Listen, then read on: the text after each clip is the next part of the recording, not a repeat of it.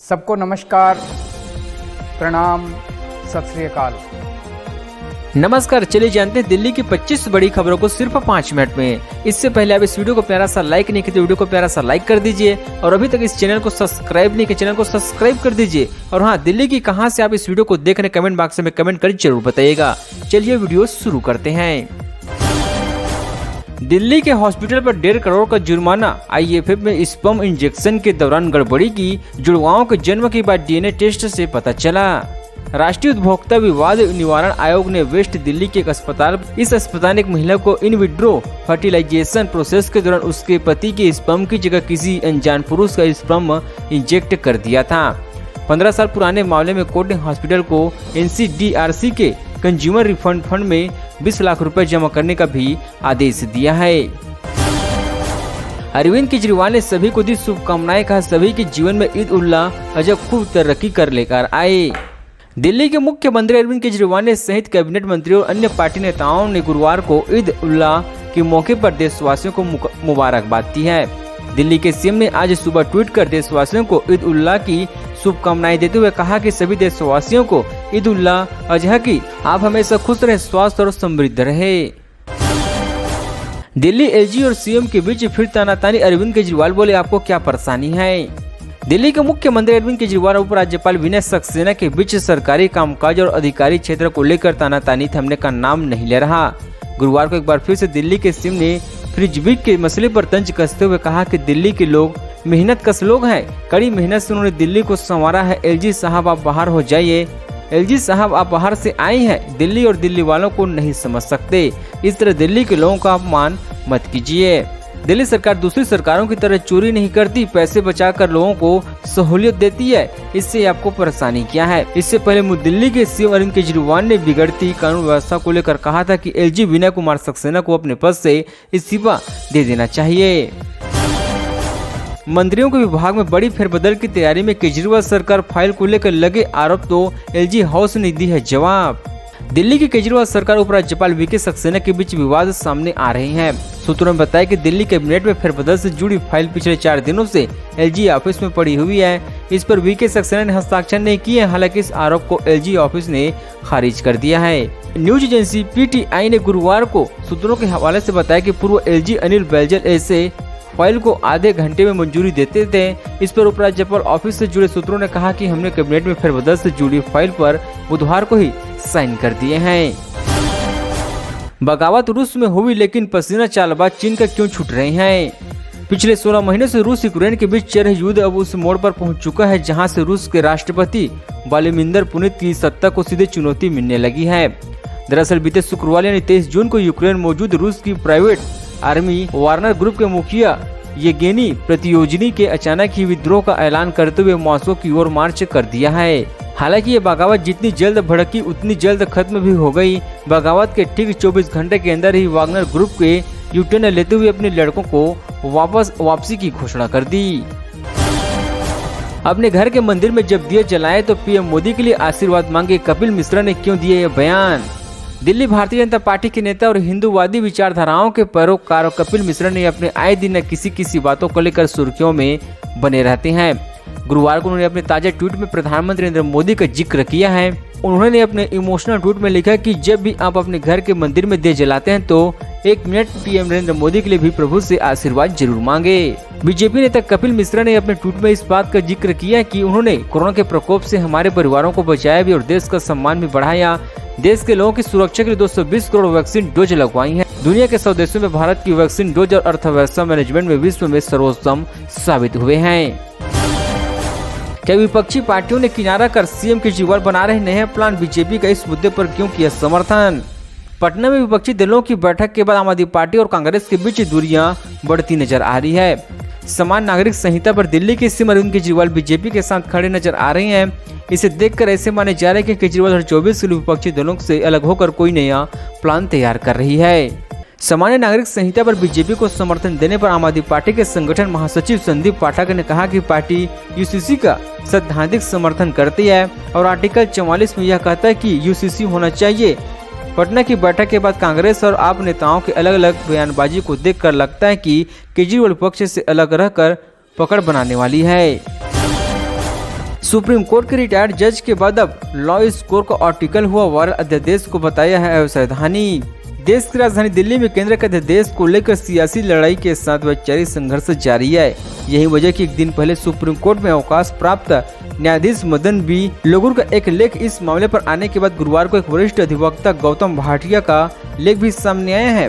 Justice Lokur के लेख पर दिल्ली के सीएम अरविंद केजरीवाल ने अपनी प्रतिक्रिया दी थी। वहीं गौतम भाटिया ने लेख पर आपने रिट्वीट करते हुए लिखा कि केंद्र का अध्यादेश प्रतिनिधि लोकतंत्र और जिम्मेदार शासन के सिद्धांतों को कमजोर करता है।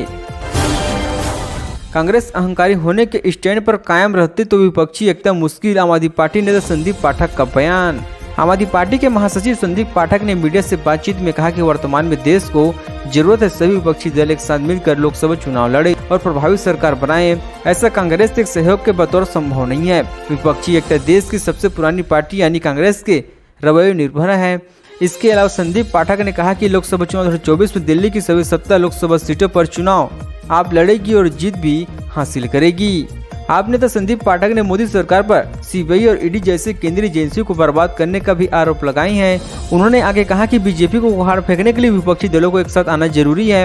यह कांग्रेस पर निर्भर करता है। अगर कांग्रेस खुले दिल वाली है तो सभी को साथ लेकर चलने को तैयार है। चंद्रशेखर आजाद पर जानलेवा हमला सत्यपाल मलिक बोले उन पर इसलिए अटैक हुआ क्योंकि वह द्रोही नहीं है। आजाद समाज पार्टी के प्रमुख चंद्रशेखर आजाद पर बुधवार शाम उत्तर प्रदेश के देवबंद में जानलेवा हमला हुआ है।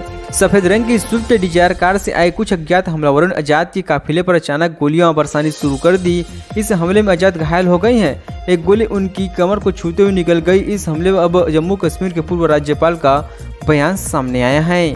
जम्मू कश्मीर के पूर्व राज्यपाल सत्यपाल मलिक ने चंद्रशेखर आजाद के जख्मी होने की खबर का स्क्रीनशॉट ट्वीट करते हुए कैप्शन में लिखा है, कमजोर लोग करते हैं हमला हथियारों से क्योंकि वह विचारों से नहीं लड़ सकते। भीम आर्मी चीफ चंद्रशेखर आजाद पर हमला इसलिए हुआ क्योंकि यह विचारों की लड़ाई लड़ रहे हैं। आपने दिल्ली संगठन में बड़ा फेरबदल, अकेले दम पर चुनाव लड़ने की तैयारी पर अधिकारियों की सूची जारी। आम आदमी पार्टी द्वारा प्रदेश संगठन में बड़े स्तर पर फेरबदल किया गया है। दिल्ली प्रदेश संगठन में नए पदाधिकारियों को नियुक्ति कर आम आदमी पार्टी ने स्पष्ट संकेत दिए हैं कि आने वाले 2024 लोकसभा चुनाव के साथ 2025 विधानसभा चुनाव में पार्टी युवा अनुभवी पदाधिकारियों के साथ चुनावी मैदान में उतरेगी और इसके लिए पार्टी ने सभी से ही तैयारी शुरू कर दी है। दिल्ली प्रदेश अध्यक्ष गोपाल राय ने इस पदाधिकारियों की सूची जारी कर इस बात की जानकारी दी है जिसमें प्रदेश संगठन सचिव और अलग अलग जिलों के लिए अध्यक्ष का नाम शामिल है। मेयर शैली ओबराय का अधिकारियों को अल्टीमेट 1 महीने में हर जोन के अंदर लग जाना चाहिए। दिल्ली नगर निगम की मेयर डॉक्टर शैली ओबराय अपने दूसरे कार्यकाल की शुरुआत से ही काफी सक्रिय नजर आ रही है। वह लगातार विभिन्न जोन का दौरा कर अधिकारियों के साथ बैठक कर रही है। बैठक के दौरान वहां की समस्याओं के निराकरण और जन सुविधाओं पर जोर दे रही है। इसी कड़ी में मेयर ने एक उच्च स्तरीय समीक्षा बैठक की जिसमें उन्होंने सिविल लाइन और रोहिणी क्षेत्र की समस्याओं को लेकर अधिकारियों और स्थानीय पार्षदों से चर्चा की है। इसी दौरान उन्होंने अधिकारियों को स्पष्ट और सख्त निर्देश दिए हैं। दिल्ली में झमाझम बारिश, जल भराव से जाम, जाने मौसम विभाग का अलर्ट। देश की राजधानी दिल्ली में सुबह से झमाझम बारिश हो रही है। बारिश की वजह से बकरीद के दिन नमाज अदा करने के लिए घर से बाहर निकलने वाले लोगों को परेशानी हुई। काफी संख्या में लोग घर से बाहर नहीं निकल पाए। दिल्ली, नोएडा, ग्रेट नोएडा, गुरुग्राम, फरीदाबाद में झमाझम बारिश और कई स्थानों पर जल भराव की वजह से लोगों को जाम का सामना भी करना पड़ा है। भारत मौसम विभाग ने दिल्ली और आसपास के इलाकों के लिए ऑरेंज अलर्ट जारी किया, साथ ही घर से बाहर न निकलने की सलाह भी दिया है। दिल्ली से पलवल तक होगी मेट्रो की कनेक्टिविटी, टेक्नो फिजिबिलिटी स्टडी शुरू। हरियाणा के मुख्यमंत्री मनोहर लाल खट्टर ने 2 बड़ी घोषणाएं कर पलवल के विकास का सत्ता खोल दिया है। उन्होंने फरीदाबाद के बल्लभगढ़ मेट्रो को पलवल कर बढ़ाने की घोषणा के साथ पलवल को जीवा इंटरनेशनल एयरपोर्ट से भी जोड़ने का ऐलान किया है। उम्मीद की जा रही है कि लोकसभा चुनाव से पहले इस परियोजनाओं को मंजूरी मिल सकती है। डीयू के 12 कॉलेजों के लिए 400 करोड़ जारी, शिक्षा मंत्री अतिशी का दावा, बढ़ाया गया 3 गुना बजट। दिल्ली विश्वविद्यालय के 12 फंडे कॉलेज के लिए सीएम अरविंद केजरीवाल सरकार ने 100 करोड़ जारी कर दिए हैं। दिल्ली के शिक्षा मंत्री अतिशी ने प्रेस कॉन्फ्रेंस कर फंड जारी करने के संबंध में जानकारी दिया है। इसके अलावा उन्होंने यह भी दावा किया कि दिल्ली सरकार द्वारा देश के सबसे प्रतिष्ठित शिक्षा संस्थानों में से एक दिल्ली विश्वविद्यालय के विपोषित कॉलेजों के लिए इस सरकार ने अपने कार्यकाल में अब तक 3 गुना से अधिक का बजट बढ़ा दिया है।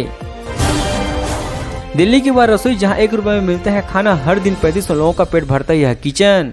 भारतीय क्रिकेट और पूर्वी दिल्ली के सांसद गौतम गंभीर द्वारा भी शुरू की गई रसोई और जन लाइब्रेरी की चर्चा अक्सर दिल्ली में होती है। मौजूदा समय में दिल्ली में 5 जन रसोई और 1 जन लाइब्रेरी चलाई जा रही है, जहां आर्थिक रूप से कमजोर लोगों को केवल 1 रुपए में खाना खाने को मिलता है। वहीं इन जन लाइब्रेरी के माध्यम से छात्राओं को एक अच्छे माहौल में पढ़ने की भी सुविधा मिलती है। एक बकरे की कीमत में आ जाएंगे 3 आईफोन, दिल्ली के मार्केट में दाम जान उड़ जाएंगे होश। बकरीद के मौके पर दिल्ली के अलग अलग पशु मंडियों में तुपारी, बकरा, मेवाती, देसी, अजमेरी और बामडोली जैसी नस्लों के बकरे बिक्री के लिए लाए गए हैं। आपको इन नस्लों के नाम सुनकर अगर हैरानी नहीं हुई तो इसके दाम सुनकर आपको जरूर चौंक जाएंगे, क्योंकि इसकी कीमत लाखों रुपए की है। ईद उल अजहा या ईद उल जुल्हा के मौके पर पुरानी दिल्ली के मीना बाजार, सिमलापुर, जफराबाद और दक्षिण दिल्ली के ओलखा सी, बटला हाउस समेत अन्य इलाकों में बरसों से बकरा मंडियां सजी आई है, जहां मुख्य रूप से उत्तर प्रदेश के साथ साथ राजस्थान, हरियाणा और अन्य राज्यों से बकरा व्यापारी पशुओं को बेचने के लिए आते हैं।